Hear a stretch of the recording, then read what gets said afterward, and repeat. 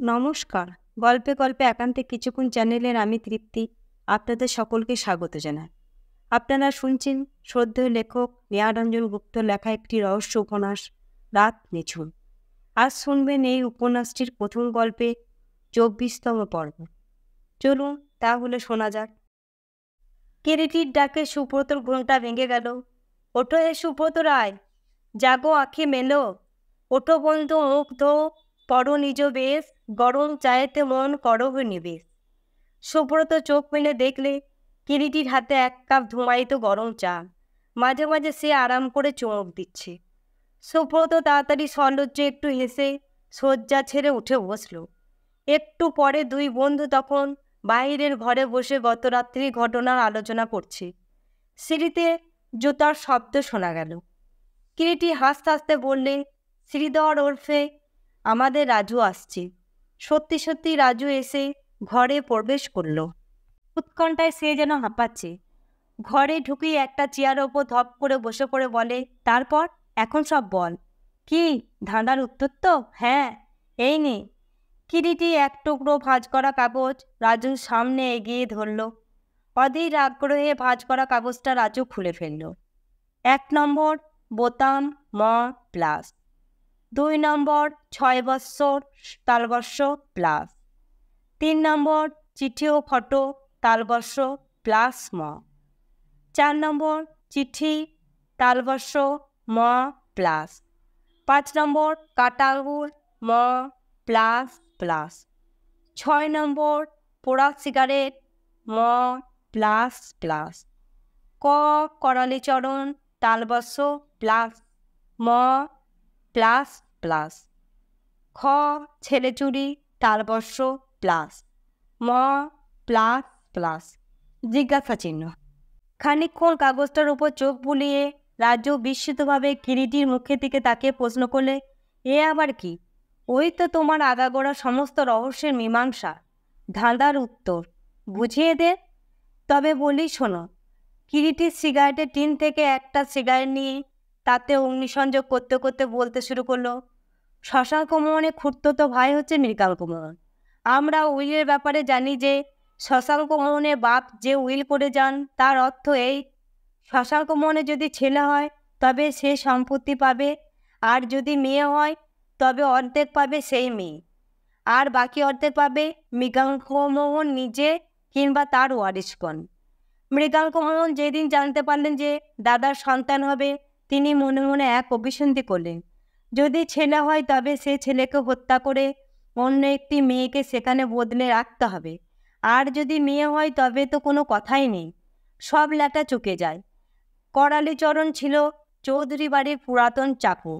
সে একদিন সহসা সন্ধ্যার অন্ধকারে মৃগাঙ্ক মোহনের ঘরে পাশ দিয়ে যেতে যেতে মৃগাঙ্ক মোহনকে একজন লোকের সঙ্গে চুপি চুপি পরামর্শ করতে শোনে এবং সব কথাই তার কানে যায়। মৃগাঙ্ক মোহনের সঙ্গে ইতিপূর্বে আরও ২-১ বার সেই লোকটি এসে পরামর্শ করেছে, তাও করালিচরণের নজর এড়ায়নি। করালি কোনোদিন মৃগাঙ্ক মোহনকে ২ চোখে দেখতে পারত না। মৃগাঙ্ক যে সে কথা জানত না তা নয়। পুরনো চাকর হিসেবে চৌধুরী বাড়ির উপরে করালি বেশ একটু আধিপত্যই ছিল। শশাঙ্ককে ওই করালি কোলে পিঠে করে এক প্রকার মানুষ করেছিল। সেই জন্যই কি মৃগাঙ্ক করালির প্রতি সন্তুষ্ট না থাকলেও কিছু বলতে সাহস করত না। এই পর্যন্ত বেশ সোজা সরল একটি ষড়যন্ত্র। তারপরেই ব্যাপারটা জটিল হয়ে গেল। কী রকম? সুব্রত প্রশ্ন করে। সেই কথাই এবারে বলবো। কিরিটি বলতে লাগলো, স্থানীয় লেডি ডাক্তার মিস মল্লিকা সরকেলের সঙ্গে মৃগাঙ্ক মোহনের রীতিমতো একটা হৃদ্যতা ছিল। মল্লিকা মৃগাঙ্ককে বিয়ের জন্য তাকে বহুবার বলেছে, কিন্তু মৃগাঙ্ক কান দেয়নি। অবশেষে মৃগাঙ্ক বললে, বিভাবতী তার বৌদি, সন্তান সম্ভবিতা, ছেলে হবার সময় সুনিশ্চিত তার ডাক পড়বে। সেই সময় যদি একটি পুত্র সন্তান হয় এবং মল্লিকা সদ্যজাত সেই শিশুটিকে কোনো মতে হত্যা করে সরিয়ে দিতে পারে, তাহলে তাদের পথ পরিষ্কার, তাদের বিয়ে হতে পারে। বলিস কি তাই? তবে মল্লিকা তখনও জানতে পারেনি মৃগাঙ্ক লোকটা কত বড় শয়তান। তা এ কথা জানলি কি করে তুই? মল্লিকাই জানায়। মল্লিকা? হ্যাঁ, একটা চিঠি দিয়েছিলাম তাকে। তারপর? সে এখন শিলংয়ে ডাক্তারি করে। যাই হোক, তারপর শোন। মৃগাঙ্কমোহন ডাক্তার মল্লিকার সঙ্গে পরামর্শ করলেন ছেলে হলে মেরে ফেলতে হবে। আর অন্যদিকে করালি দায়ের সঙ্গে পরামর্শ করে স্থির করে মৃগাঙ্কের দৃষ্টি থেকে বাঁচাবার জন্য সে দায়ের সাহায্যে সেই নবজাত শিশুটিকে আতর ঘর থেকে সরিয়ে ফেলবে। হত্যা করতে কিছুতেই দেবে না যদি শশাঙ্ক মোহনের ছেলে হয়, আর মেয়ে হলে তো লেটাই নেই কোনো। তারপর দিকে মৃগাঙ্ক মোহনের প্রস্তাবে সম্মত হলেও ডাক্তার মল্লিকা হাজার হলেও স্ত্রীলোক মায়ের জাত। মনে মনে সে স্থির করে যদি ছেলেই হয় তো হত্যা করবে না, তাকে সরিয়ে ফেলবে, আর তাকে সাহায্য করবার জন্য দাইকে বলবে। দাই মঙ্গলার ওই কথা শুনে তো ভালোই হলো। করালির সঙ্গে যে পরামর্শ হয়েছে সে কথা তাকে সে তখন বললে। হাতের সিগারেটটা নিঃশেষ হয়ে গিয়েছিল। একটা নতুন সিগারেট অগ্নিসংযোগ করে আবার কিরিটি তার অর্ধসমাপ্ত কাহিনী শুরু করে। যথাসময়ে সন্তান হলো। দাই মঙ্গলা ডাক্তার মল্লিকার সঙ্গে পরামর্শ করে পূর্বাহ্নেই স্থির করে রেখেছিল ছেলে হলে সরিয়ে ফেলবে। কিন্তু ভগবানই হলেন ওদের সহায়। মেয়ে ও ছেলে দুই হলো। তার মানে শ্রীলেখা পানুর যমজ বোন। সে কি? হ্যাঁ, আগে পানু, পরে শ্রীলেখা জন্মায়। পানুর জন্মের প্রায় 35 মিনিট পরে শ্রীলেখা জন্মায়। মৃগাঙ্ককে ডাক্তার মল্লিকা জানালো শশাঙ্কর মেয়ে হয়েছে, আর ছেলেটিকে সে সরিয়ে দিল দায়ের সাহায্যে মঙ্গলারই ঘরে। মঙ্গলার ঘরে? হ্যাঁ, মঙ্গলার কোনো সন্তানাদি ছিল না। সেই পানুকে বুকে তুলে নিল এবং মঙ্গলার বুকের মধ্যে পানু বড় হতে লাগলো করালি ও মঙ্গলার তত্ত্বাবধানে। তারপর কিন্তু করালি বেশি দিন পানুকে মঙ্গলার কাছে রাখতে সাহস পায় না।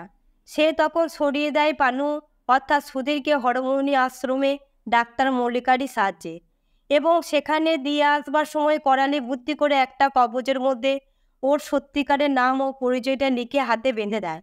ওই ঘটনার কিছুদিন পরেই মঙ্গলার মৃত্যু হয়। করালিচরণ মধ্যে মধ্যে যেত হরণীমোহন আশ্রমে এবং সুধীরের খোঁজখবর নিয়ে আসতো। পানু বা সুধীর বড় হতে লাগলো অনাথ আশ্রমে, আর শ্রীলেখা মা বাবার কাছে। এমনি করেই চলছিল। তারপর আকাশে দেখা দিল দুর্যোগের কালো মেঘ। কীরকম? সুব্রত সুধার কিরিটি আবার বলতে শুরু করে। ডাক্তার মল্লিকা তারই ঠিকানা দিয়ে অনাথ বলে করালির সাহায্যে পানুকে নিয়ে গিয়ে আশ্রমে ভর্তি করে দিয়েছিল, আগেই বলেছি। হঠাৎ একদিন সুধীর আশ্রম থেকে অদৃশ্য হলো। সঙ্গে সঙ্গে আশ্রমের সুপারিনটেন্ডেন্ট চিঠি দিয়ে মল্লিকাকে কথাটা জানালো। ইতিমধ্যে মল্লিকার সঙ্গে মৃগাঙ্কর সমস্ত সম্পর্ক ছেদ হয়ে গিয়েছিল।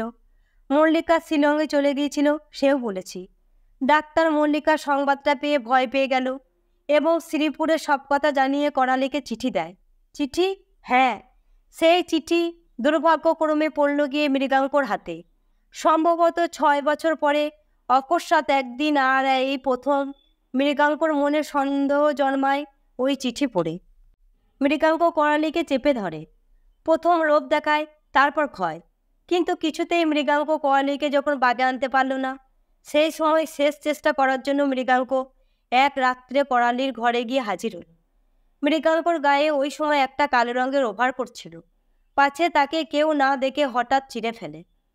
তারপর আমার অনুমান দুজনের মধ্যে কথা কাটাকাটি হয় ও উত্তেজনার মুহূর্তে হয়তো ভোজালি দিয়ে করালিচরণকে আঘাত করে মৃগাঙ্কমোহন, এবং সম্ভবত আঘাত খেয়ে পড়বার সময় করালি মৃগাঙ্ককে জাপটে ধরতে যায় বা কিছু।